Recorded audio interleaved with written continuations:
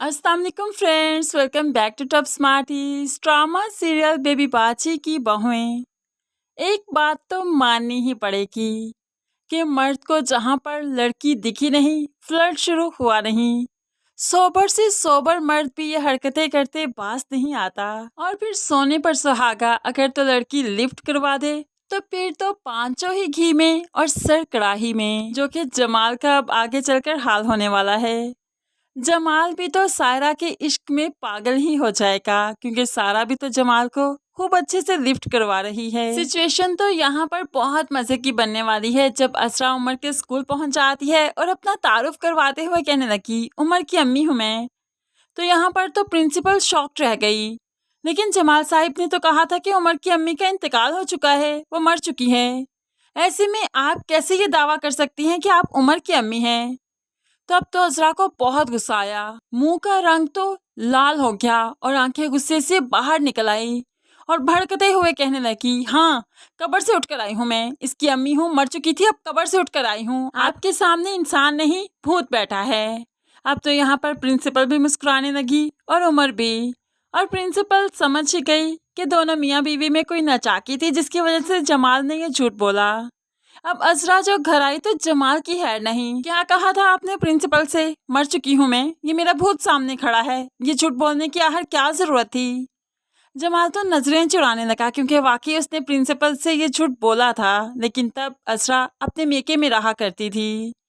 अब यहाँ पर तो सायरा का किस्सा शुरू हो चुका है। सायरा जो कि अजरा को एक आंख नहीं भा रही, लेकिन फिर भी जमाल सायरा और पुप्पो जान को पैसे देते हुए शॉपिंग करने भेज देता है। अब सायरा और पुप्पो खूब अच्छे से महंगी तरीन शॉपिंग करते हैं।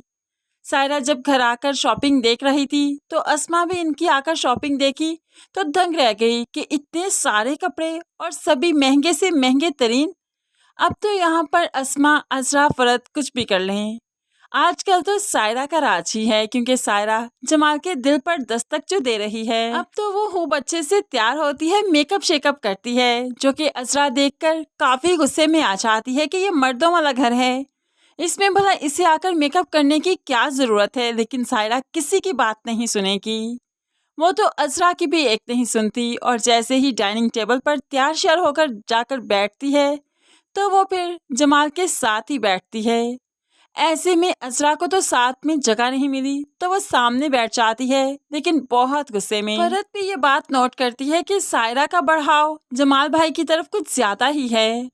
लेकिन फरत अजरा भाभी से फिलहाल कुछ नहीं कह रही, क्योंकि जैसे ही कुछ कहेगी तो धमाका हो जाएगा और फरत नहीं चाहती कि उसकी वजह से घर में कोई भी हंगामा हो, कोई भी धमाका हो। लेकिन अजरा जमाल की क्लास जरूर ले लेती है। इतने ज्यादा पैसे देने की क्या जरूरत थी, इतनी शॉपिंग करवाने की भला क्या जरूरत थी उन्हें? उसकी ठाट पाट देखे हैं कैसे हो गए हैं।